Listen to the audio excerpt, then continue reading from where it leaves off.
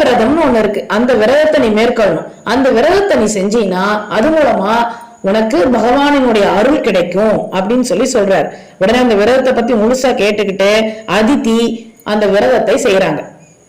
பங்குனி மாதம் சுக்லபட்சம் வளர்பிறையில 12 நாள் நாராயணனை நினைத்து அந்த விரதத்தை மேற்கொள்ளணும். இறையடியார்களுக்கெல்லாம் சம்பா அரிசியில பால்ல சாதம் செய்து நெய் வெள்ளம்லாம் கலந்து தினமும் உணவு படைக்கணும், அன்னமளிப்பு செய்யணும்.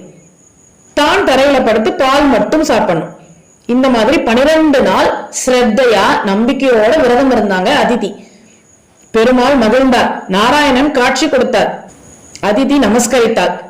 என்ன வரம் வேண்டும் கேள் அப்படின்னு சொன்ன உடனே 2 வரம் கேட்கிறாங்க. மகாபலியை வதம் செய்யணும், தேவர்களுக்கு தேவலோக ராஜ்யம் வேணும் அப்படின்னாங்க. ஆச்சாரிய அனுகிரகம் மகாபலிக்கு இருக்கிற வரைக்கும் அவனை நான் எதுவுமே செய்ய முடியாது. ஆனா கஷ்யப முனி நிறைய